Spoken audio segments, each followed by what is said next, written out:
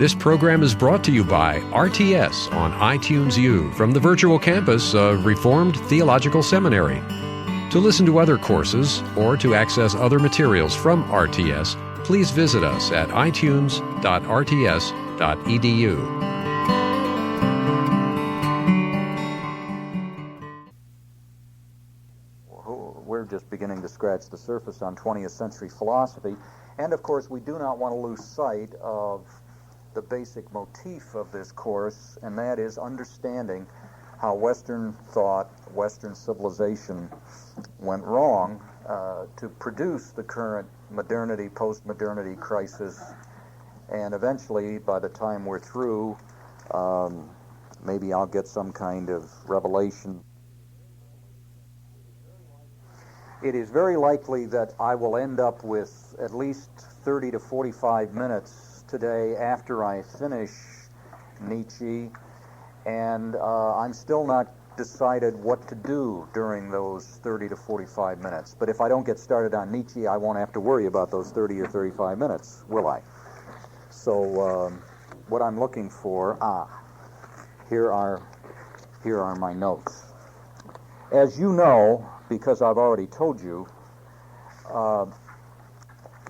Nietzsche, I believe, is the pivotal thinker in the last 200 years insofar as we look at these centuries from this modernity, post-modernity conflict. Nietzsche's father, Nietzsche was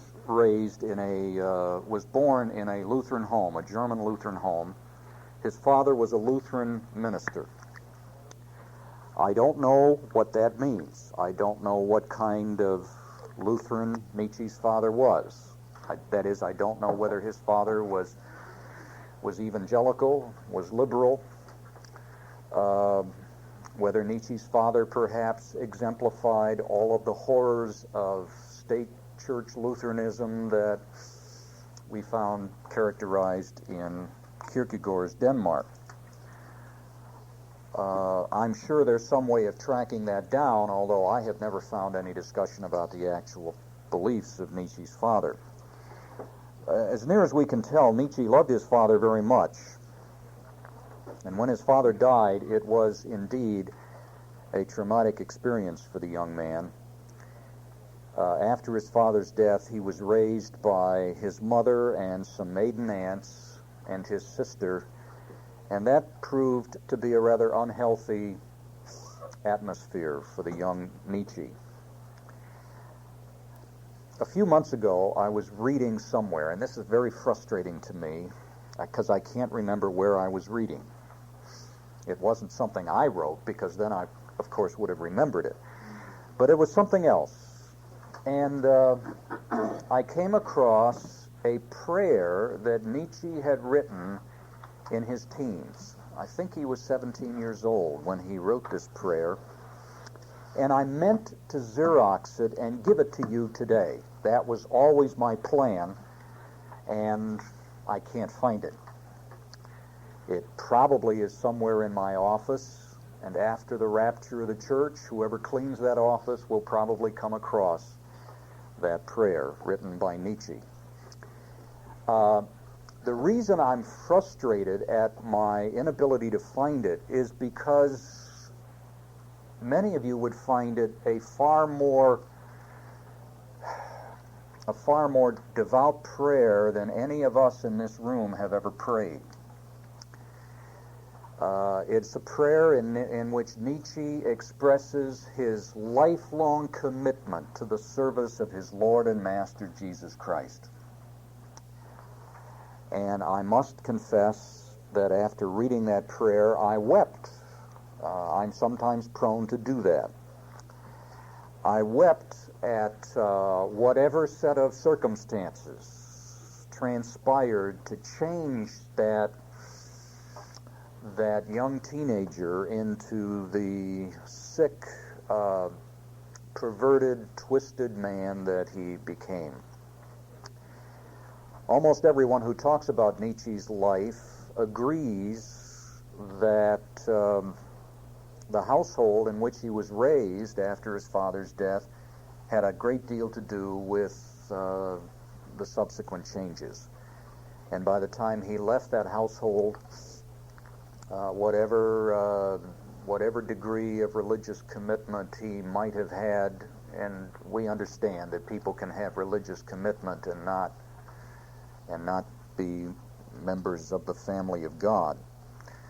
Whatever happened in that during those last years of his teens certainly turned him in a totally different direction. Nietzsche went on to study the classics and showed so much promise that he was offered a university post before he finished his doctor's degree. That was very unusual in Germany at any time. He taught for a while in the classics, but was simply too excitable and too emotional an individual to be that confined. And even though his eventual insanity clearly had an identifiable cause, and I'll tell you what that was. Nietzsche, in 1889, collapsed on a street after embracing a horse, I am told, and quickly went into a spell of dementia, and then was incarcerated in a mental asylum and spent the last 10 years of his life absolutely out of his mind, cowering, often naked, in a corner, slobbering with saliva, drooling, absolutely out of touch with the real world. And almost everyone who has studied Nietzsche agrees that insanity was an immediate consequence of syphilis. Now, it would be easy, I suppose, for some people to say, aha, Nietzsche, your sin did find you out. But the irony is that if Nietzsche did have syphilis, and it certainly looks as if he did, and if his insanity was caused by syphilis, it was not due to any immorality on Nietzsche's part. He apparently contracted syphilis from treating wounded soldiers during a period of warfare between Germany and France, I think in the 1870s. So that here we have a man, this would be akin, I suppose, to somebody contracting AIDS through simply trying to help somebody who's a carrier of the HIV virus, who's wounded, been run over by an automobile, maybe gives him mouth-to-mouth resuscitation, and somehow through that otherwise innocent act contracts that fatal disease. So even though Nietzsche's insanity, which is really a terrible thing, it has an obvious natural and medical cause, he was hardly a model of stability emotionally or otherwise. So he gave up his university post and just began to travel around the country trying to find some environment, some climate in which his physical and emotional health would return. And my own guess is that if he hadn't contracted the syphilis, he probably would have ended up insane for some other reason. You have to read the biography. This is not a well man, okay? And I'll give you an example. Even before his signs of the final insanity occurred, he was writing books with such titles as The Antichrist, okay, and The Madman. Or not, he didn't write a book titled The Madman, but perhaps the most famous passage in all of his writings is this thing that I distributed to you 2 weeks ago about the madman. All right, so it's speculation, and maybe he would have retired to Cleveland, Ohio, and recovered complete and total mental and physical health. Who knows? Only in Cleveland. Only in Cleveland, yes. All right. Who knows? Nietzsche is one of the puzzles that one must deal with in exploring Nietzsche's thought is his relationship to the Nazi philosophy. Clearly, when the Nazis came to power in Germany in the early 1930s, they looked for thinkers. You got to remember, Germany was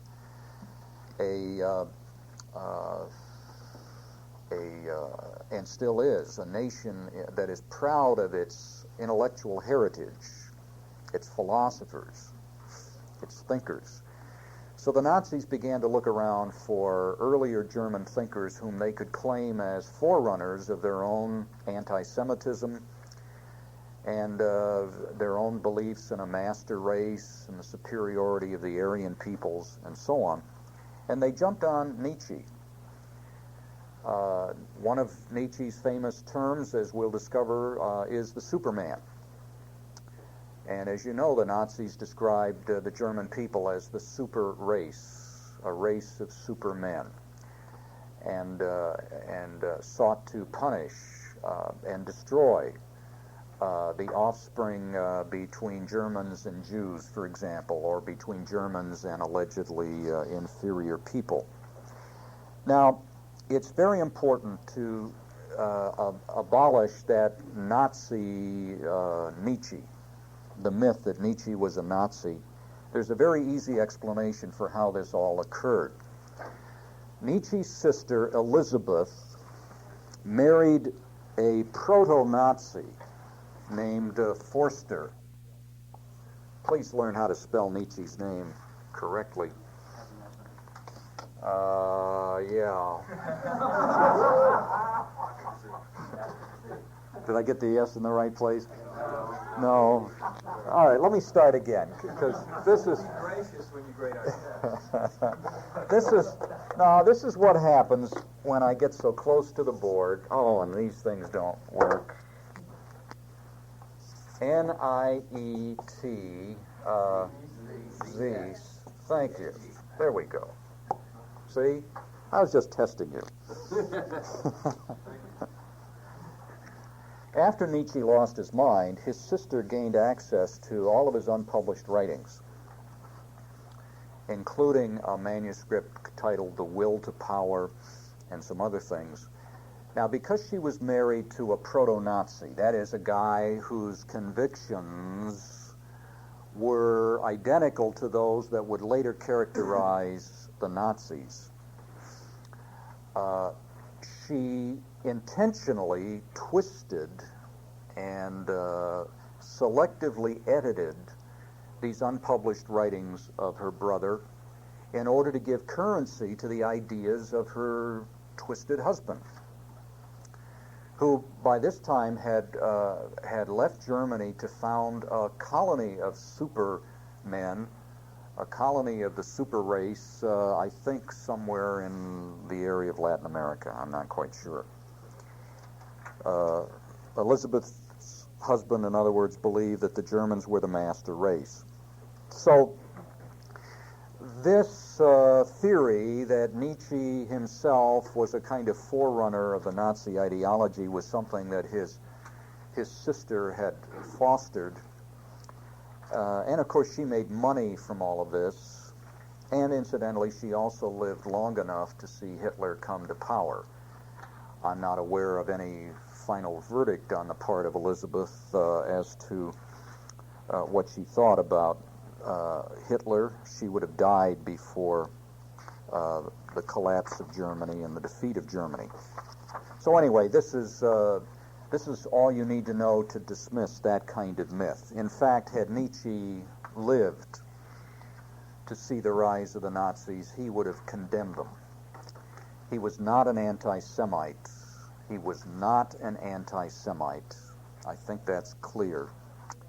And if you want to know more about this aspect of Nietzsche, probably the writer you want to consult is a Princeton University philosopher named Walter Kaufmann, who not only edited this edition of Nietzsche's writings called The Portable Nietzsche, but Walter Kaufmann also wrote what many people regard as the best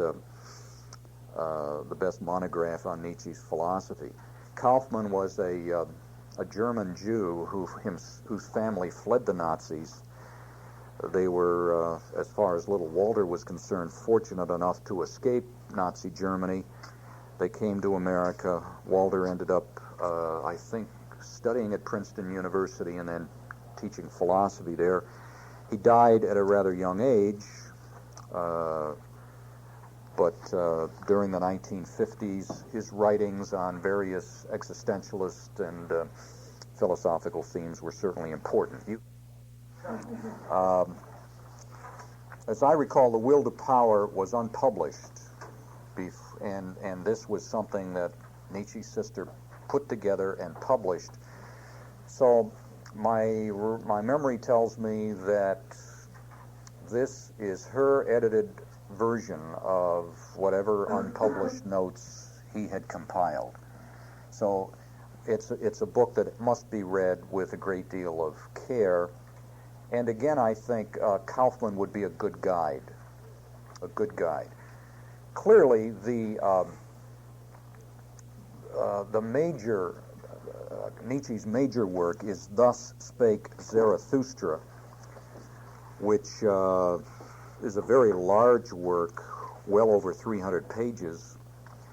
It's a work in which he takes the old Persian prophet Zarathustra, much the way Plato took Socrates, and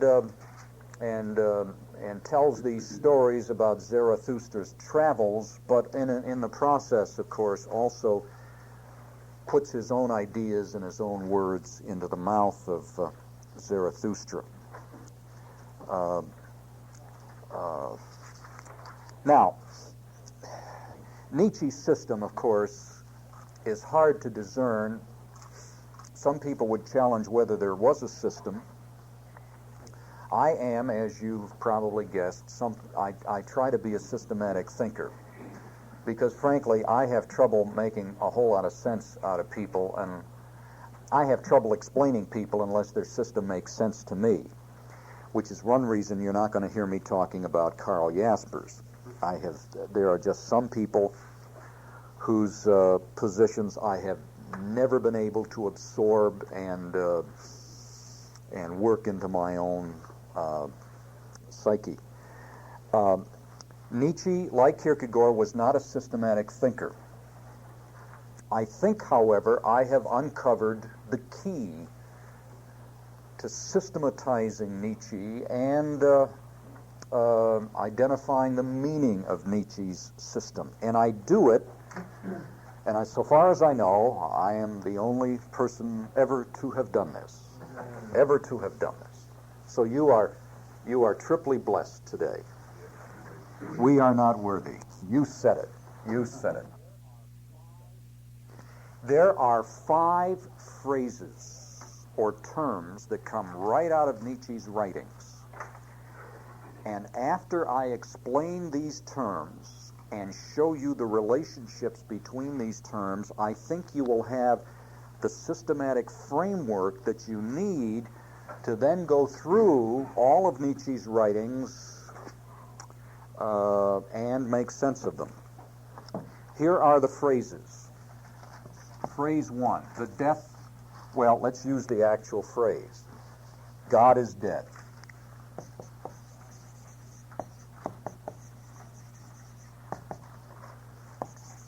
Phrase 2, or term 2, nihilism. Phrase 3, the transvaluation of values. The transvaluation of values. 4, the will to power. And finally, the Superman, which is an unfortunate translation of the German word Übermensch. Again, with the umlaut umlaut.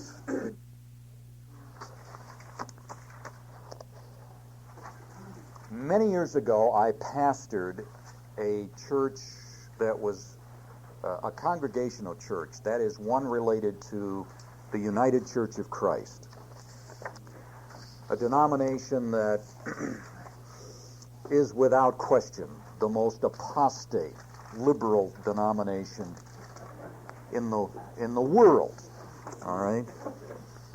I still remember our vacation Bible school material, the first summer that I took over this church.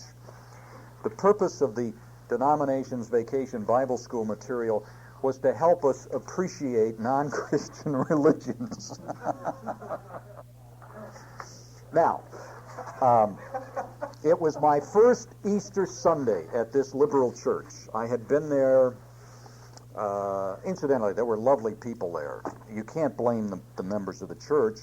They were what their previous pastors had made them. All right? How did you get in? The church couldn't afford anybody else. And let me also say that there is a lot to be said. There's a lot to be said for pastoring a liberal church. There really is. Rather than go in, this was in a small community between Rochester and Syracuse, New York, a community of probably less than 1,000 people. There were only two churches in the community, a Methodist church that didn't have anything to say, and the Congregational church that hadn't had anything to say for 15 or 20 years. And you see, I was going to do my PhD work at Syracuse, and I needed some kind of a position, a place to live, and some kind of livelihood while I was working on my PhD. And so no one else was interested in that little church.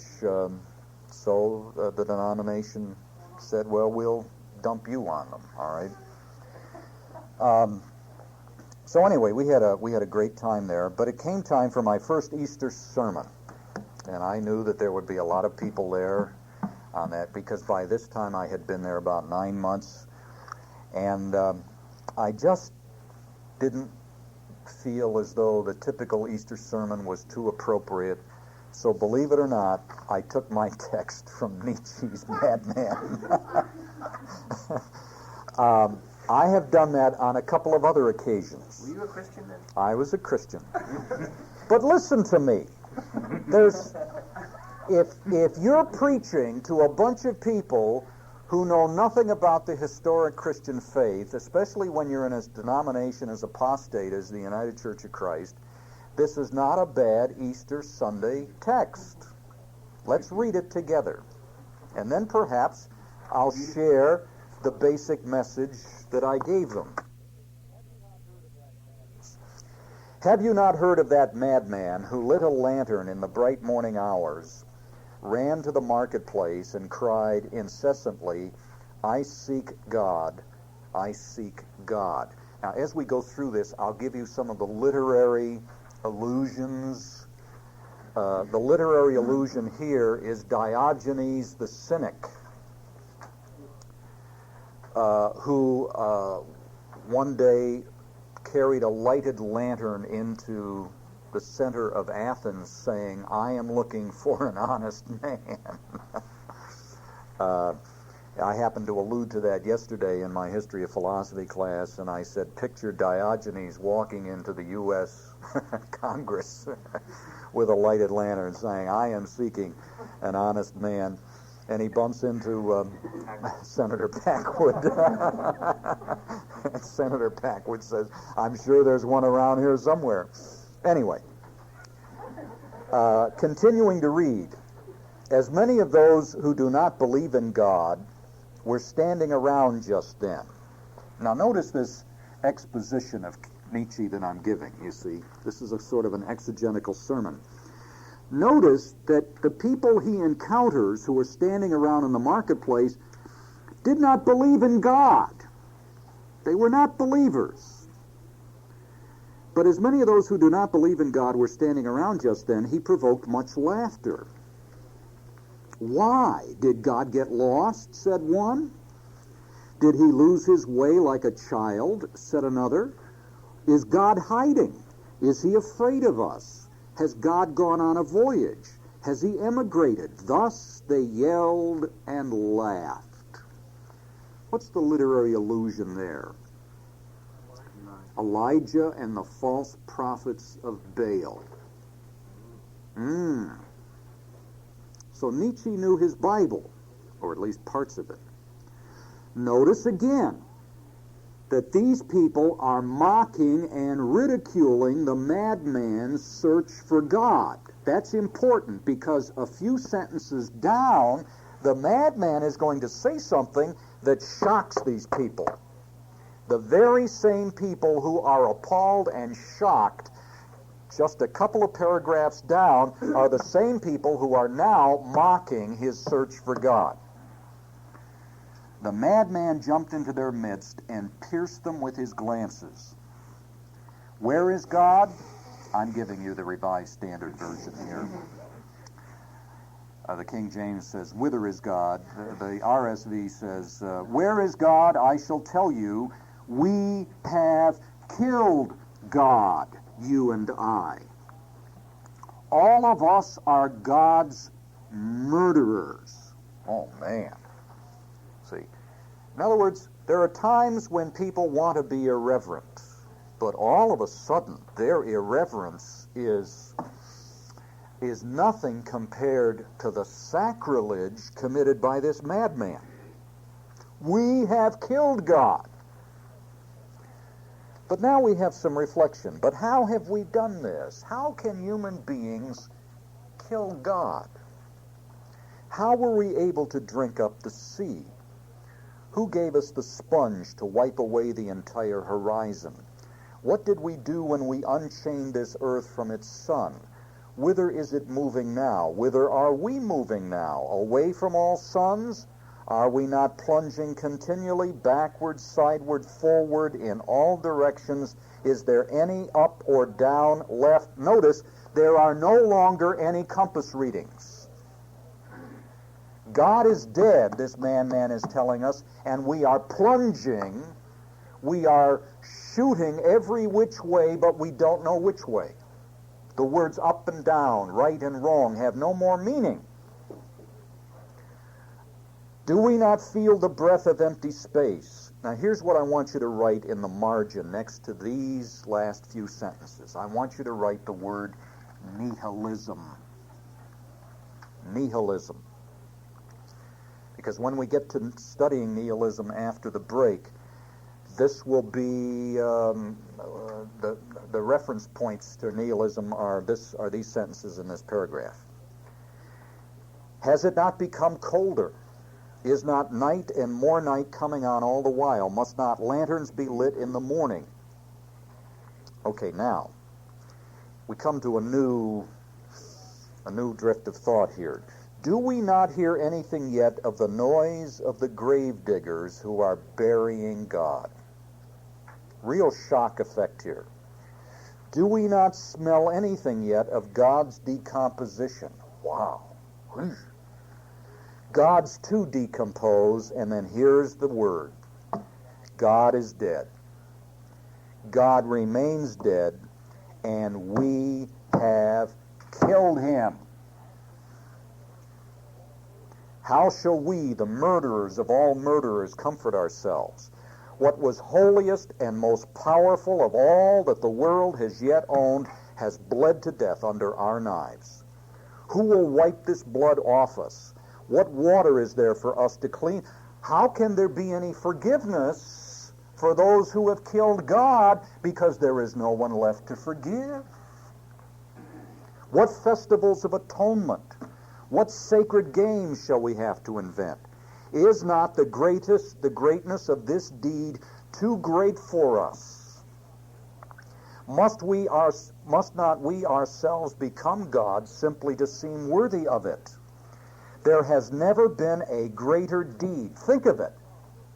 We have killed God, and whoever will be born after us, for the sake of this deed, he will be part of a higher history than all history hitherto. Here the madman fell silent and looked again at his listeners. These are the same people who were mocking his search for God just a few minutes before. And they're silent, and they stare at him in astonishment. They don't know what to say. At last he throws his lantern on the ground, and it broke and went out. And here's what he says: I come too early. My time has not come yet. Now, Nietzsche here is telling us that he is a man born before his time. He is proclaiming the death of God, and yet no one in his own generation is ready to understand his message. Only now, 100 years after Nietzsche, I think, are we fully able to comprehend the horror of the death of God.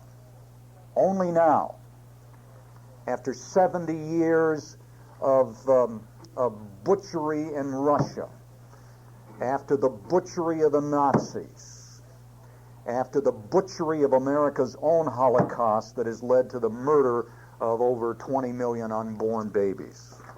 Good grief. I come too early. My time nobody in that market square had any clue as to what this guy was saying. This tremendous event is still on its way, still wandering. It has not yet reached the ears of man. Lightning and thunder require time. The light of the stars requires time. Deeds require time even after they are done, before they can be seen and heard. This deed is still more distant from them than the most distant stars, and yet they have done it themselves. They have already killed God, and yet they don't understand what I'm talking about. It has been further related that on the same day the madman entered divers churches, and there sang his Requiem Aeternam Deo. There are lots of churches into which one could enter and sing a requiem for God. Let out and called to account, the madman is said to have replied each time, what are these churches now if they are not the tombs and sepulchres of God? You know, I've sometimes wondered if we don't need a truth squad. We could call them the liberal busters or something. They could travel around America in an old ambulance,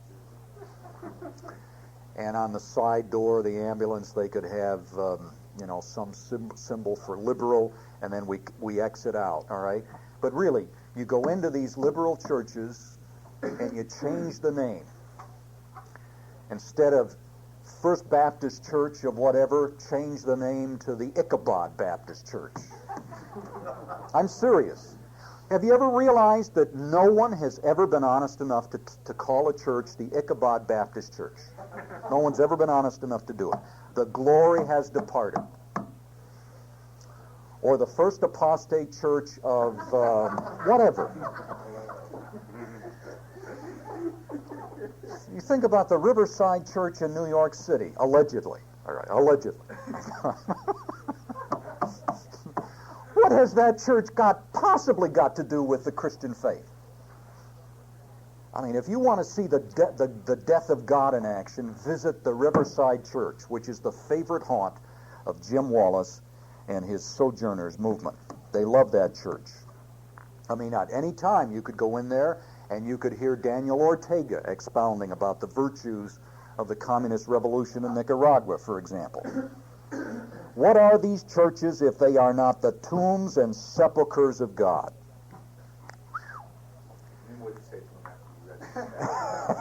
Then I started my sermon.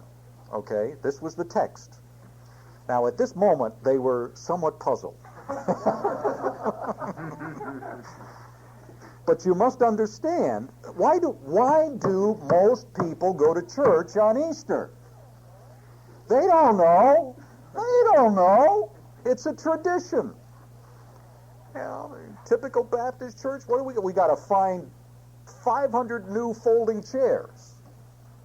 Any other time of the year, there are plenty of empty seats. But on Easter Sunday, we got to get all these empty folding chairs up.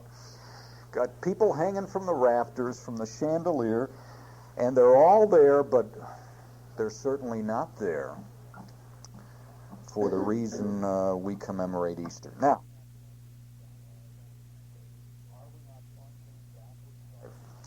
are we not plunging backward, sideward, forward? Is there any up and down left? Are we not straying as through infinite nothing? All of that is nihilism. Is not night and more night coming on all the while? What is Nietzsche getting at here? What does he mean when he says God is dead? Now, there is one thought that comes to mind immediately, and that is this: that when Nietzsche is saying God is dead, he is proclaiming his own atheism. That is, Nietzsche doesn't believe in God anymore, and so the way his distinctive way of telling the world that he's an atheist is in this expression, God is dead. Is that the correct understanding of what Nietzsche is doing here? The answer is no. Nietzsche is not proclaiming atheism through that phrase, God is dead. The fact that he himself was an atheist is somewhat irrelevant to the thrust of this parable. Notice that too, it is a parable. Instead of this being proclamation, it is an exercise in metaphysical diagnosis. Now, when you're preaching and you use that phrase, people sit up and take notice. Ooh, we got a very educated guy in the pulpit today. I don't think I use that expression, but I can use it with you because you, of course, can It is metaphysical diagnosis. In other words, Nietzsche is not telling us what we ought to do. He is describing what the human race has already done.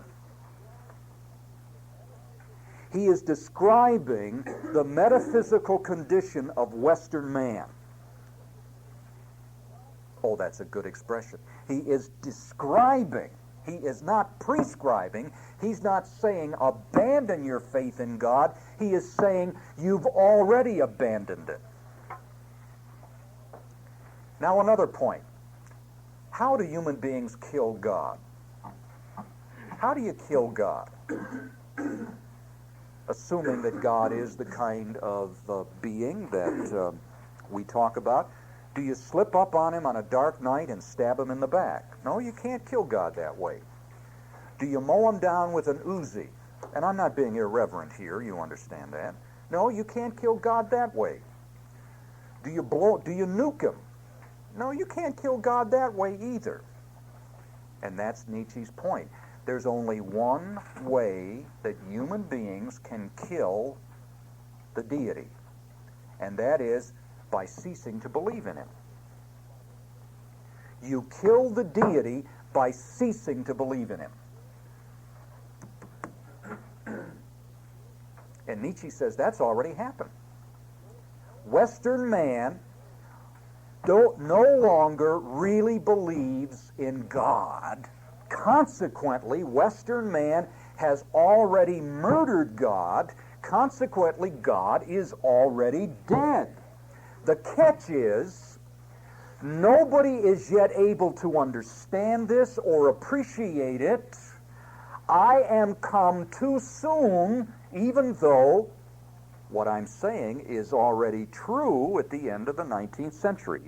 I'm going to draw a picture of an edifice. All right? Looks like something out of the Batman movie, but I want you to think of a great metropolis, a great building, and we'll call this Western civilization.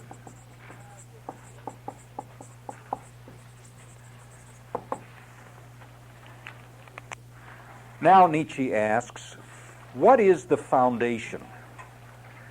What are the metaphysical foundations of Western, i.e. Christian civilization? And the answer is Christian theism.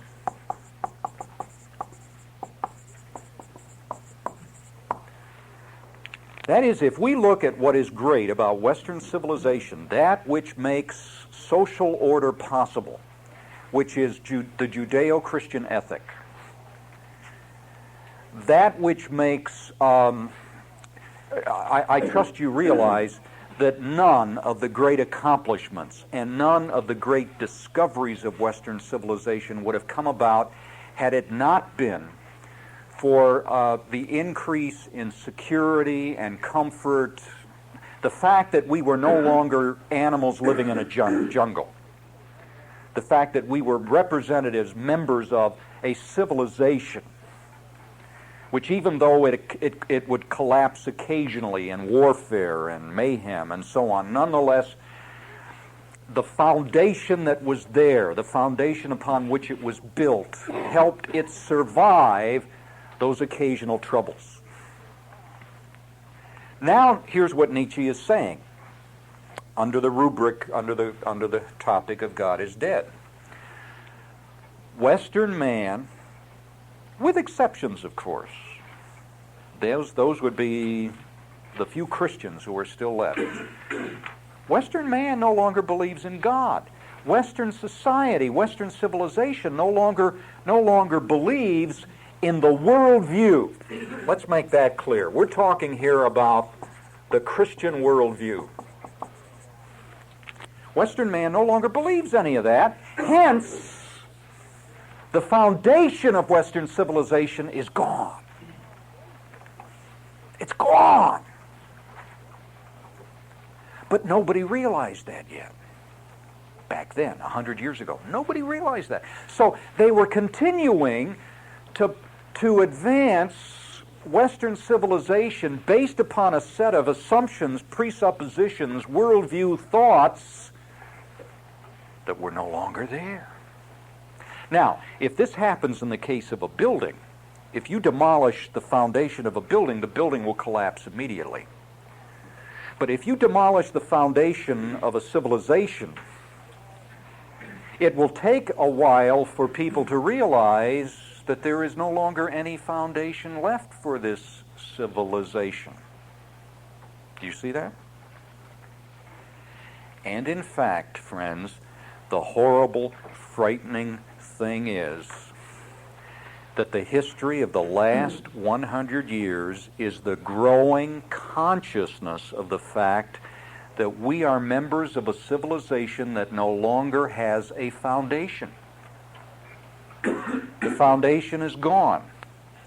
Now, lots of little things happened during the 20th century that made the loss of that foundation come to the surface occasionally. The whole set of horrors collected with the Nazi regime. But people could say, well, that was an aberration. That was a set of wicked people who just happened to come to power, although they came to power through the electorate. Never forget that a minimum of 1/3 of the German people voted for the Nazis and the communists. All right. And then, of course, the horrors of all of the Stalin years became obvious. Years in which Stalin butchered far more people than Hitler ever dreamed of killing. Upwards of 100 million people. And then, of course, you combine that with the fact that people like Stalin and Mao become heroes. Heroes! We have the creeps that we've been studying in Paul Johnson's book. These moral creeps becoming social and cultural icons. We have alleged Christians who write books published by evangelical publishers who praise the virtues of a Mao Zedong or the virtues of the murderous Sandinistas in Nicaragua. Oof, what is going on here? The answer is Western civilization is going to hell. And why is it going to hell? Because we haven't had a foundation for this civilization for over a century. God is dead, and yet this news, let me read again. This deed is still more distant from them than the most distant stars, and yet they have done it themselves. Now, here is the truly terrifying thing. And it has come upon the United States of America all of a sudden, even though the signs were there during the 60s and the 70s. All of a sudden, those crazies from the 60s and the 70s are now the people who are pulling the strings in American society. These were people who were quite conscious of the fact that God was dead in their own lives. They were quite conscious of the fact that Western civilization no longer meant anything. It was this period of time that gave us the abortion holocaust in America. And now these people are running this country. They are running this country. And what is happening? Take a look at the schools, the public schools of this country. Take a look at the churches. They aren't evangelicals. They're the old apostate liberals who are participants in the death of God.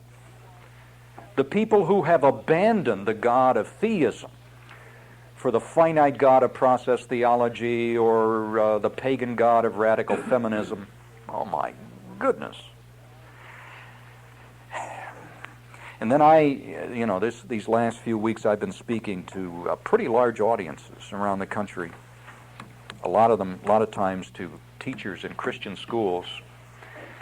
And for the most part, I've met with good response, but then I will have people come up to me and say, "Why are you so unkind to the Clintons, those St. Bill and St. Hillary? Why are you so unkind to them? Why do you talk about culture wars? Why do you talk about this country and the public schools going to hell in a handbasket?" Well, permit me to read again. This deed is still more distant from them than the most distant stars, and yet they have done it themselves. God is dead. The foundations of Western civilization have already collapsed, and we are just now, the leaders of our culture are just beginning to realize that, and we are seeing what happens when you open the graves and turn the demons loose.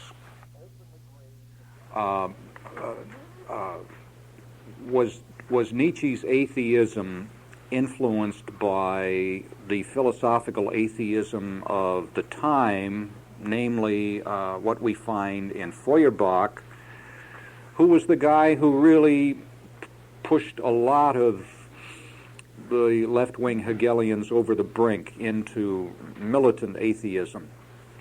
To which the only answer I can give right now is that Feuerbach seems not to have exercised any significant influence on Nietzsche.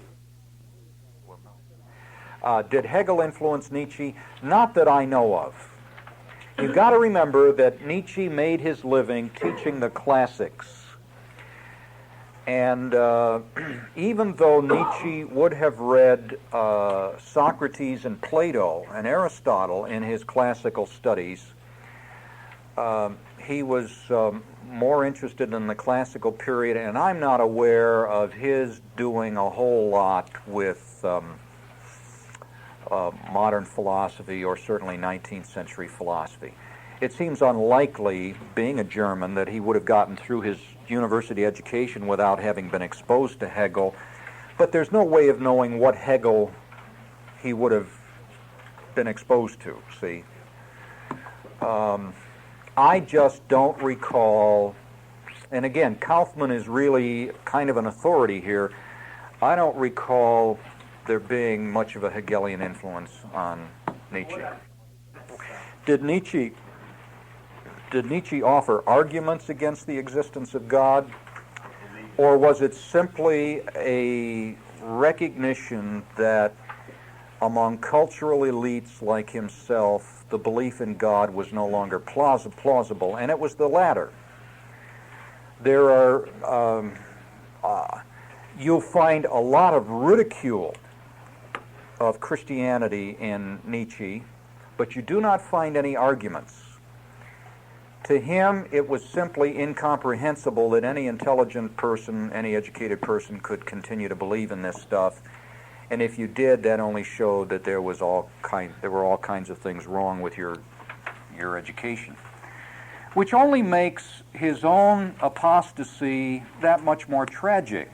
For those of you who may not have been here the first hour, I made reference of a prayer that is apparently included in Nietzsche's collected writings, a prayer that he wrote as a teenager.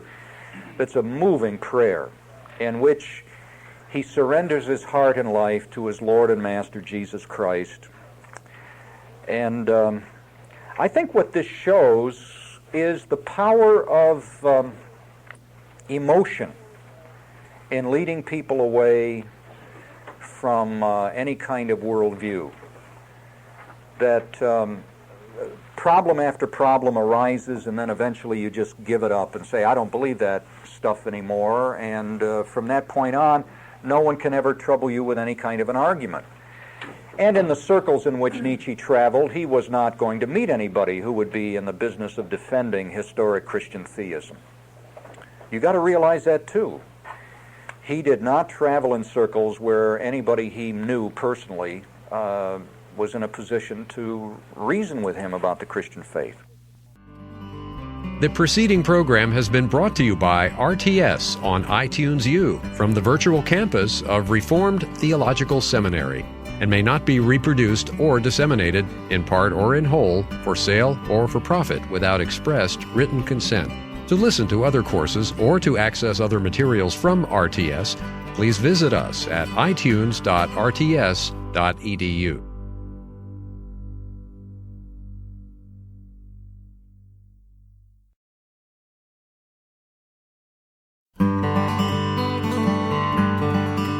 This program is brought to you by RTS on iTunes U from the virtual campus of Reformed Theological Seminary.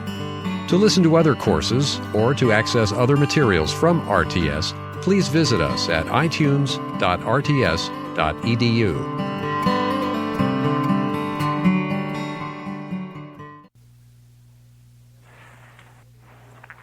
Now, we've established then that for Nietzsche, God is dead. What that means is that Western civilization, for the most part, at least among its cultural elite, its intellectual leaders, which Nietzsche would identify as German intellectuals, no longer believe in God. This means, however, that Western civilization no longer has a foundation. That the foundation of Western civilization is or was the Christian worldview. Once Western man abandons his belief in that worldview, there is nothing that can function anymore for the set of values and beliefs and assumptions that make up Western civilization. So it's just hanging there like a building in midair without any foundation, which means that its collapse will occur once the members, the representatives of Western civilization realize that there no longer is a foundation. And as we said last hour, that collapse has really occurred during the last decade here in the United States. Now, let's move from the death of God to nihilism. If I'm correct, and of course I am, that the middle of page 95 in your handout represents Nietzsche's concern with nihilism, then it should be apparent to you that the death of God was not something that Nietzsche found,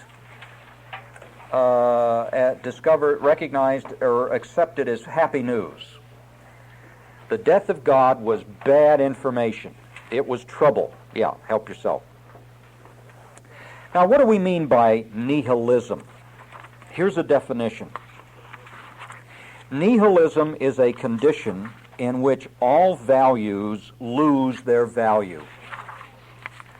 Nihilism is a condition, it's a subjective condition in which all values lose their value. That may seem like double talk to you, but it really isn't. What is it to have value? Well, it is to be such a thing that we can ascribe the word good to it. A value is anything which we prize or esteem. Now let's think about some of the things that Western civilization regards as valuable. Love, kindness, courtesy, honesty, humility. These are some examples of the kinds of values that have been operative in Western civilization. Not uniformly, of course, but even when people did not practice these values, it was part of our culture to recognize that this is what we ought to exhibit in our lives. Traits such as these are valuable. Now, this list of values is the kind of list you would expect a middle-class Jewish or Christian family to evidence. Nietzsche would say that all of these values are really grounded upon the presupposition of the Judeo-Christian tradition or worldview. But values such as these have value only if God exists and only if you believe that God exists. In one of Dostoevsky's novels, I think it's the brothers Karamazov. In one of Dostoevsky's novels, one of his characters says, if God doesn't exist, everything is permitted. Crime and punishment. Crime and punishment. Thank you. Now, on several occasions in my lectures in Russia, I had occasion to quote that.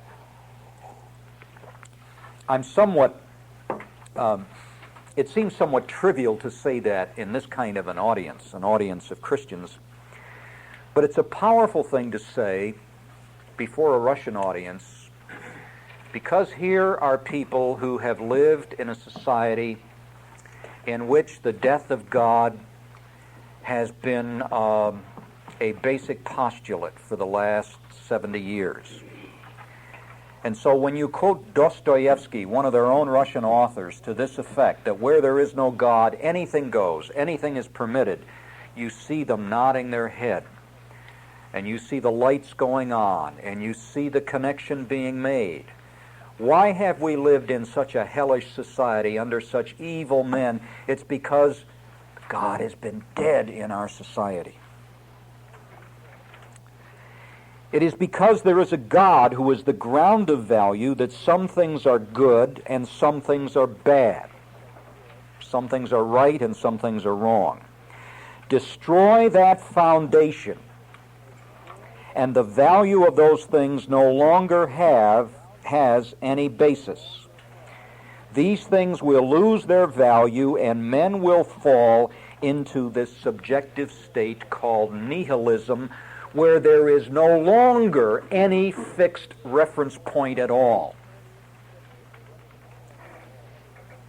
Nietzsche is not saying whether or not these things are or are not objectively value. He's talking rather about the personal subjective assessment that people give their situation in life. Ask yourself this question: what are my values? And then ask yourself if you would retain those values if God didn't exist. Think about it. Now, perhaps we would. I can still remember the little Marxist professor who came up to me in Western Ukraine and said, you call me an immoral man, but I have my moral code. To which the appropriate answer is, I'm glad you do, but why should anybody else care?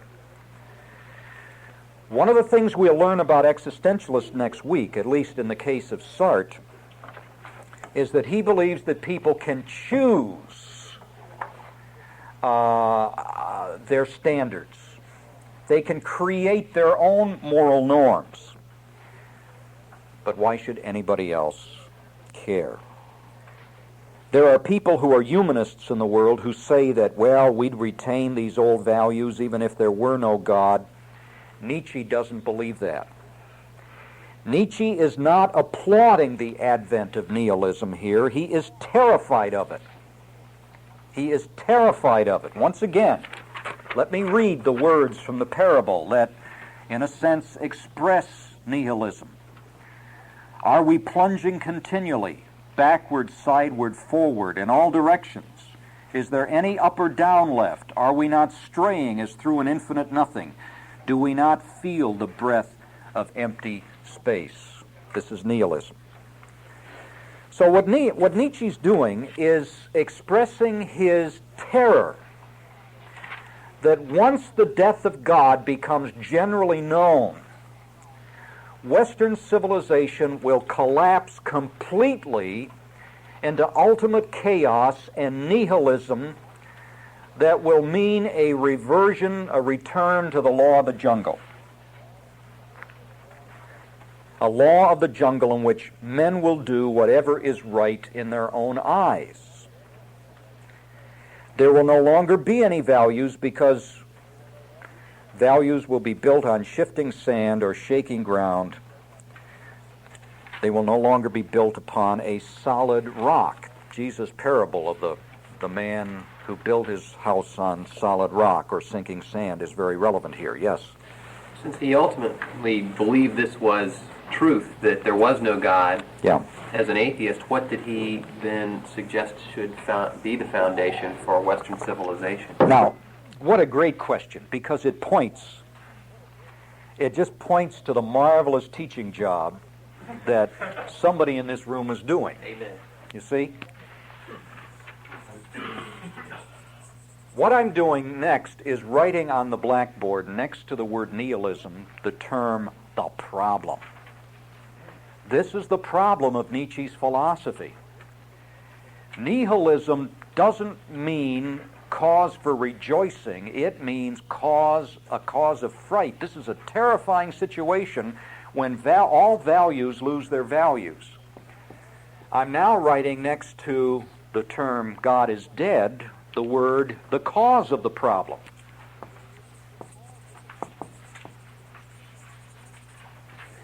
The reason why nihilism is now a living possibility is because Western civilization has, in effect, abandoned its belief in God.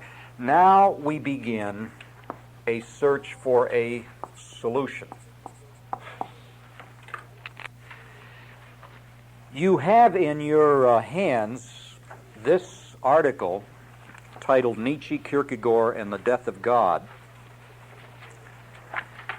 One of the things I do in that article is indicate that up to this point at least, there is a remarkable affinity between Nietzsche and Kierkegaard.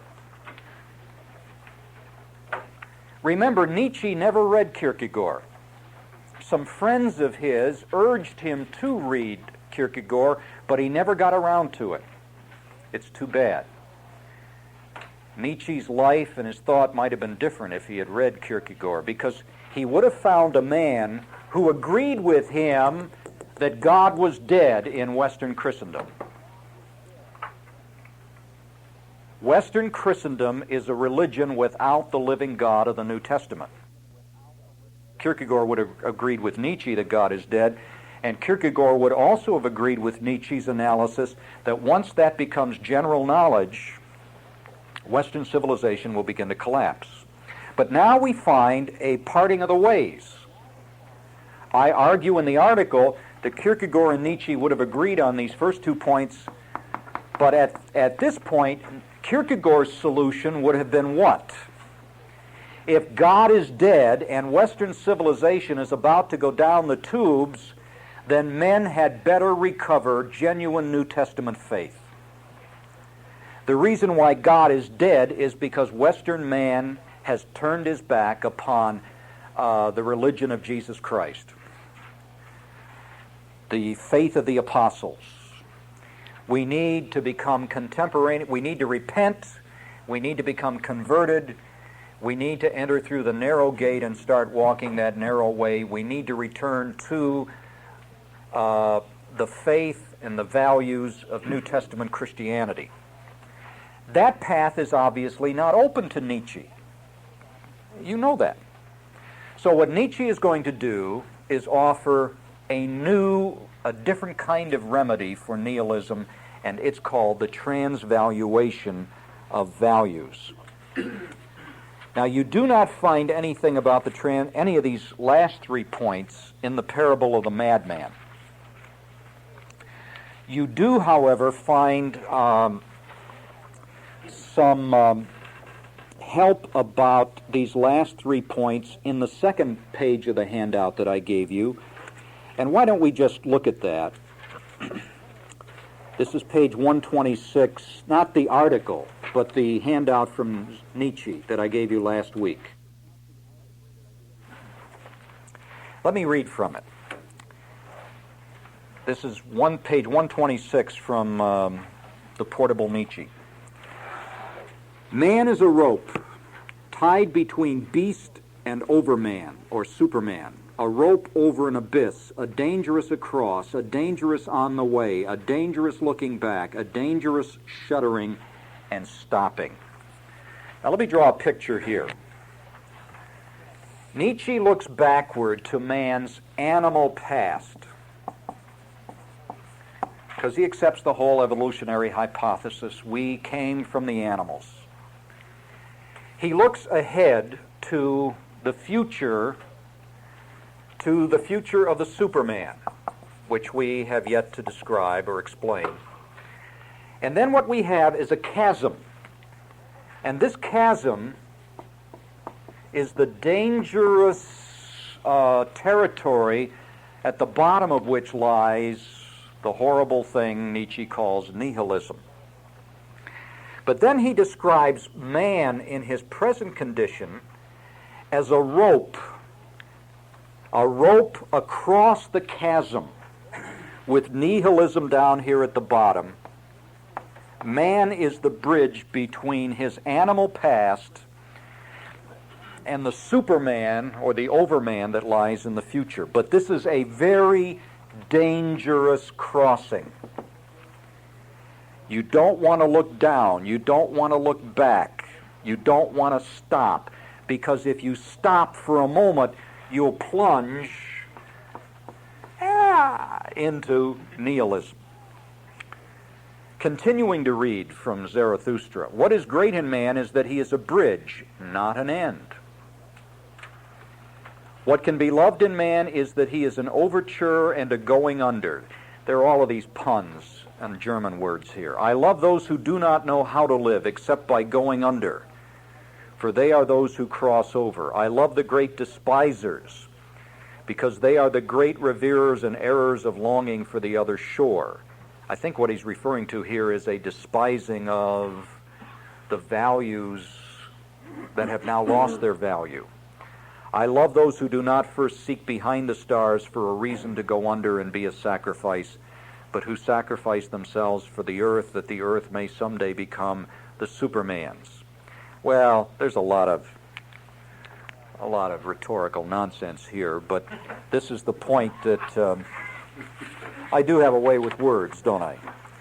But the point is that this little picture, this little diagram, introduces these last 3 points. All right, what is the transvaluation of values? Answer.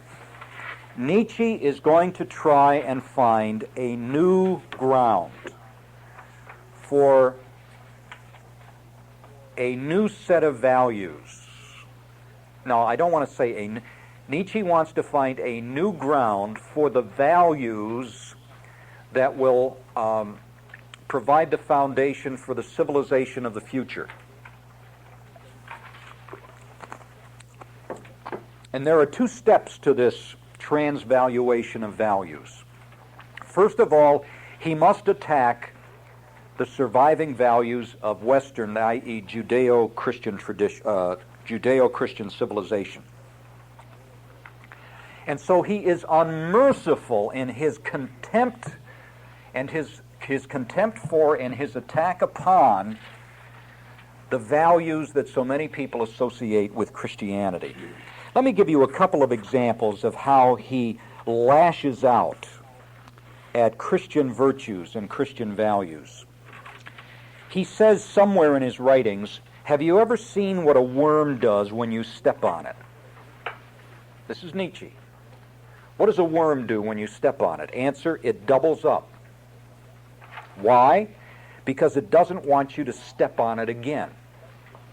Well, that's why Christians pretend to be humble, you see. They are humble because they are really weak.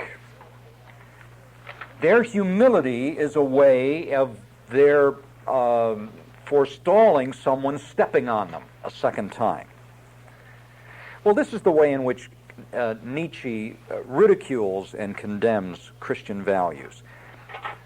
It's important to say here that he's unfair to Christian values. He may be, in fact, ridiculing his aunts who raised him. He may be thinking of pious, hypocritical, or weak-willed Christians. But that's basically his attack on Christian ethics. It is the ethics of weak people. It is the ethic, well, it is something he calls a slave morality. Let me write that over here. He contrasts a slave morality with a master morality.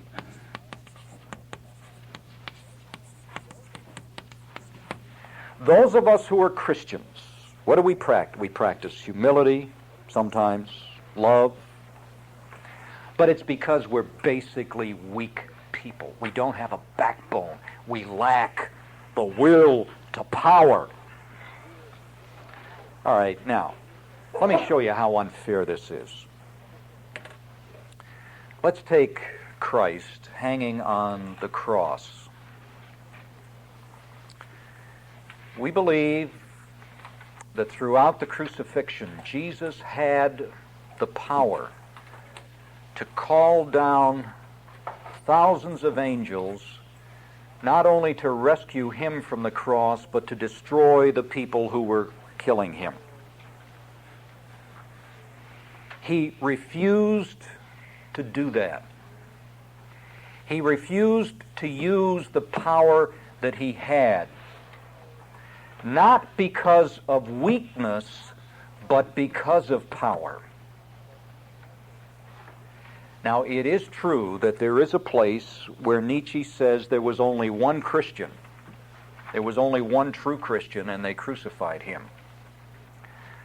But before I'm through, you're going to hear me saying that if Nietzsche had really understood Jesus Christ, he would have regarded Jesus Christ as the epitome of his Superman.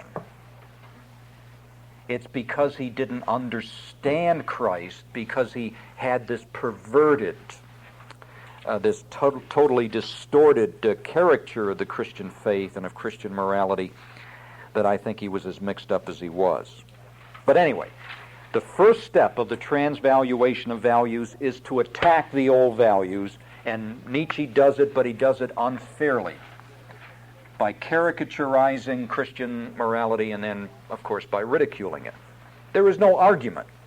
It's just ridicule. The second step of the transvaluation of values is to begin the process of finding a new foundation for morality, and that then becomes the will to power.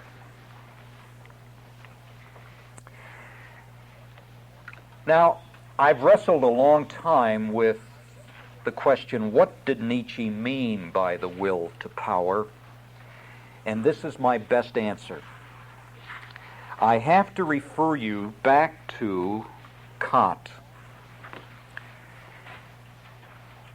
Early in the course, we looked at Kant's ethic, and we discovered that for Kant there are three kinds of law. There is heteronomous law. Did I do that in this course? Maybe I'm thinking of the ethics course. Okay, I guess I didn't do that in this course. Well, I'm going to do it right now.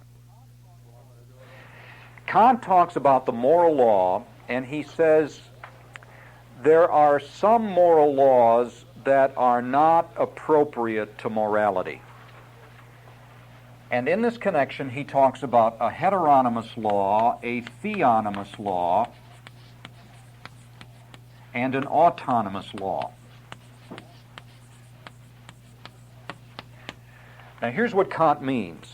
A heteronomous law is a law that is imposed upon us by others. For example, traffic laws. Why do we obey traffic laws? The answer is we don't want to get a ticket. We don't want to lose our license. We don't want to pay $120 for driving 4 miles over the speed limit. That's why we have so much crime in Florida. See, we've diverted all of these state police, all of these state policemen, all of these state policemen, all of them. We've diverted them from protecting innocent tourists from abroad. Finding those radar detectors. Yeah. To catching preachers who are going 4 miles over the speed limit. That's what we're doing. Heteronomous laws. Laws that are... Now, here's Kant's point. There are lots of heteronomous laws in society, but they can never be the moral law. They can never be what Kant calls the categorical imperative. I guess I'd better explain these two words. If I'd remembered that this was material I hadn't given you, I could have set this up a little better. Kant says to be a moral law means to be a categorical imperative. What that means is there can be no exceptions. This is a duty that you are obliged to perform, and it doesn't care, the moral law doesn't care whether you like it or not. It doesn't care how you feel or not. It just says this is your duty, do it. But Kant said there was another kind of law that he called a hypothetical imperative. I really apologize for setting this up so badly. A hypothetical imperative is a law that takes the form, if you want X, then you had better do Y. If you want to avoid a speeding ticket, then you had better obey the speeding laws, the speed limit. If you don't want a parking ticket, then you ought not to park your car here. A hypothetical imperative is relative. It is relative to your desires. It is not a moral law. When the state says to you, do not park here, that's not a moral law. It's a hypothetical imperative. But hypothetical imperatives are always related to your feelings. If you want this, if you desire this, if you feel in a certain way, then you ought to obey the law. But if you don't want this, if you don't care, if you don't feel a certain way, then you don't have to obey the law. Heteronomous laws are always hypothetical imperatives, in the sense that they're relative to your feelings and desires at the moment. If I don't care about getting a speeding ticket, then I won't pay any attention to the speed limit. But if I do care about getting a speeding ticket, then when I come around this back road here, I just put my cruise control on at 25. Hypothetical imperatives. Now, so Kant says there are heteronomous laws, but they're never the moral law. They are always hypothetical imperatives. There is also what Kant calls a theonomous law, set of laws. Those are laws that are imposed upon us by God. See, heteros is the Greek word for other. Theos is the Greek word for God. Now, here's what Kant said about theonomous laws. The only reason why people pay attention to God-ordained laws is because they don't want God to punish them. In heteronomous laws, we don't want other human beings to punish us. In theonomous laws, we don't want God to punish us. But Kant says God-ordained laws are also hypothetical imperatives. Why should I keep this law? Because I don't want God to punish me, or because I don't want to go to hell, or because I don't want to suffer loss. So Kant, in that move, eliminates all of the laws of the Bible from the realm of the categorical imperative. Now, once again, what is the categorical imperative? It is the true moral law which says, I don't care how you feel, what you think, what you want, this is your duty, do it. Now, why couldn't a God-ordained law be a categorical imperative? Looks to me, I would say the Ten Commandments look as much like the categorical imperative as anything. Thou shalt have no other gods before me. Period. Whether you like it or not, this is your duty.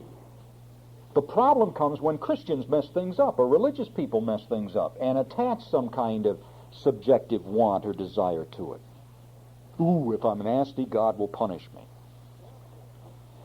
Therefore, this is the point. Kant said, the only true moral law must be autonomous.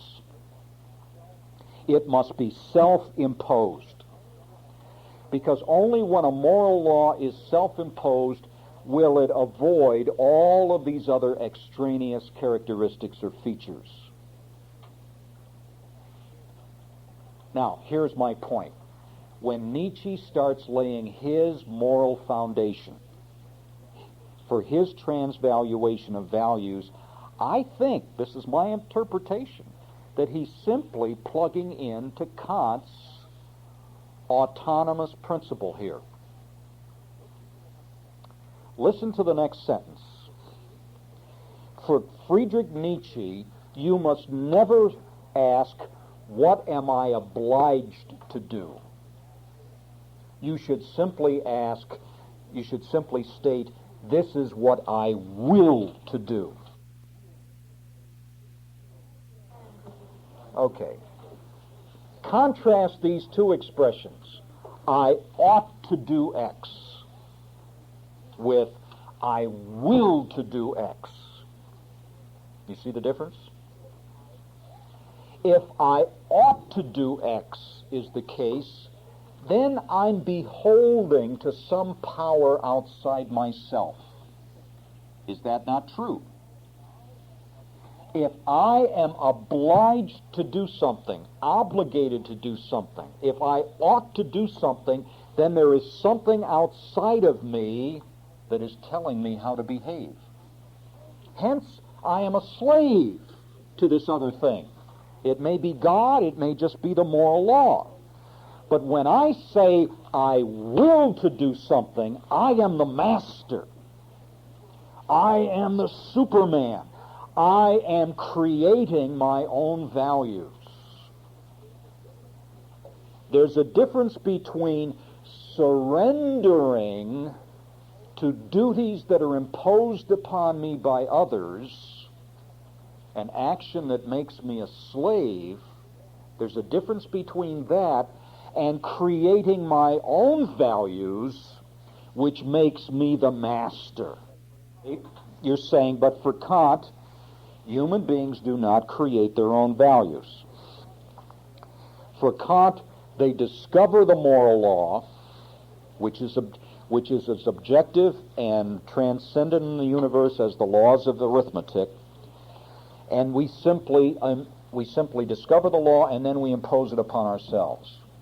That's true.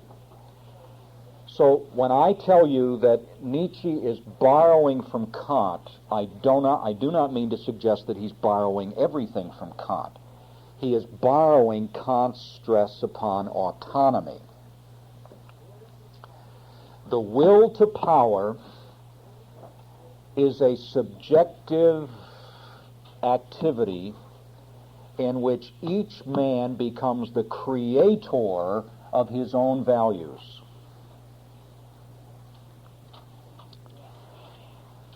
Now, here's the problem. Won't this create the very kind of nihilism and chaos that Nietzsche associates with nihilism? If every man can create his own values, how will this enable us to escape the doom of nihilism? Well, That I don't know the answer to that question. I really don't. Which I guess means that I have to, maybe I just have now to make this next step into the Superman and see if there isn't an answer in that. What did Nietzsche mean by the Superman? He meant that after the collapse of Western civilization, there would arise a group of natural-born leaders, people who were naturally elite, naturally superior. They would become the leaders of the masses. Boy, this does begin to sound a little bit like Hitler, though, doesn't it? It really does. These people would become become incarnations of the will to power. They would create their own values, and they would do it with such domination and such leadership that they would, in effect, lead the rest of the human race over this bridge. Remember, again, that Superman does not mean Clark Kent dressed up in his funny suit with a cape. Superman really means the overman.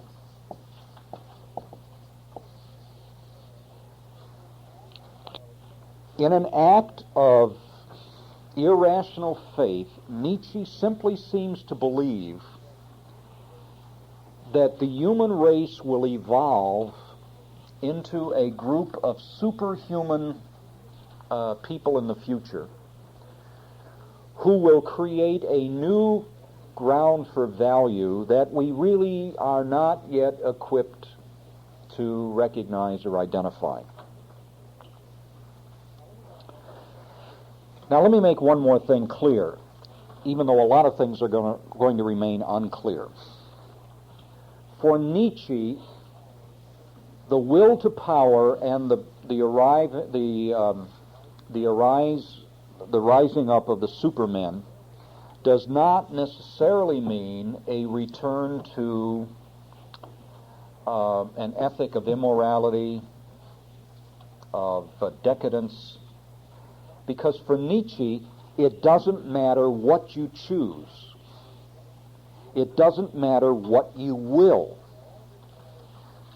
All that matters to determine whether you are or are not a Superman is the fact that you are the creator of your own values. You can choose a life of fornication, I suppose, or you can choose a life of sainthood. What makes your choice a moral one is the fact that it flows from the will to power and not a subservience to a set of obligations imposed upon you by others. Well, this is about as far as my understanding of Nietzsche goes.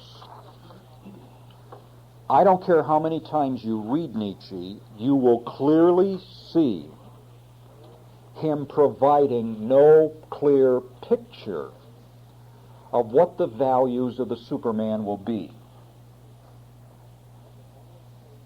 I can only say that he seems to leave that as a matter of faith and trust, that as the human race evolves, and we leave behind the slave morality of the past, a whole new ground of morality will arise, and it will be one that will provide a new foundation for social order. I don't believe we have any reason to trust in that hope. So this is where my complaints with Nietzsche come to the surface. I have no problem with his diagnosis of the problem and the cause of the problem, but clearly, if he's trying to save the human race from nihilism, we do not have any reason to hope based on anything that he says. How can this possibly give us anything that would be different from complete subjectivism or relativism where every man does what is right, and how does this possibly provide us with an alternative to nihilism? I cannot see how it does.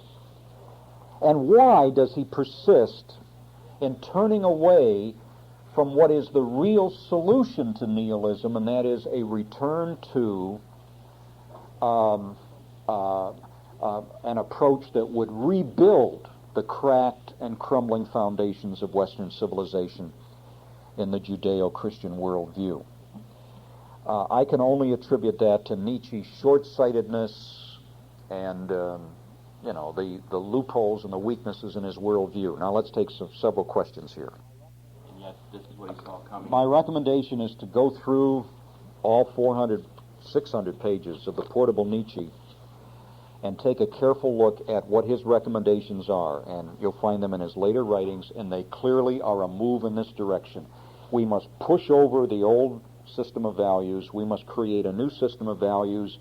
We must do that in terms of the will to power, and the people who will lead then under that new set of circumstances will be the overmen, the supermen, who really will leave the human race as we know it today behind.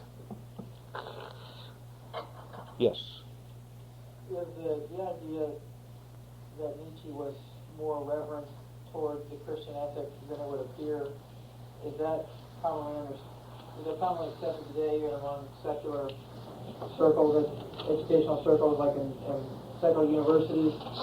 In other words, do most people believe that when he said God is dead, he said it with horror, or is that a new... No, I think the few academicians who teach Nietzsche, if they've read him correctly, I think they recognize that for him the death of God was something tragic and horrible. Only in the sense that it meant the collapse of Western civilization. He wasn't sorry to see. There's a tension in Nietzsche. He can't be totally sorry to see Western man come to a realization of the death of God because he's an atheist himself. So this has got to happen. But when it does happen, when people do realize it, then we're in trouble, and we've got to find a new way of shaping society.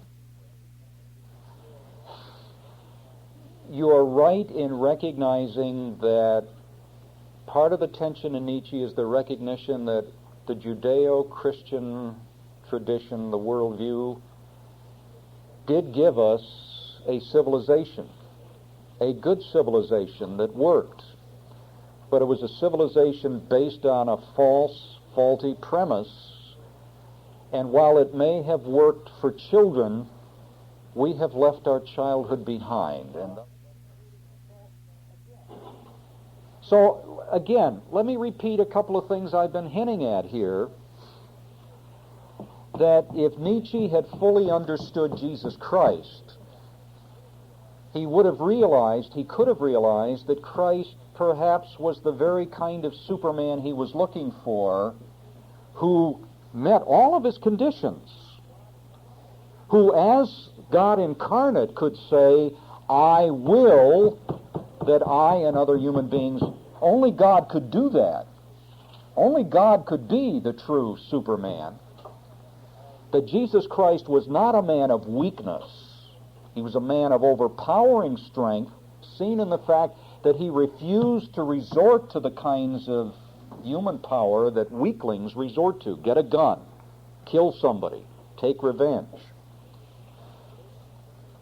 And if Nietzsche had lived to see the Nazi regime, perhaps it would have occurred to him that this is really the outcome of the will to power.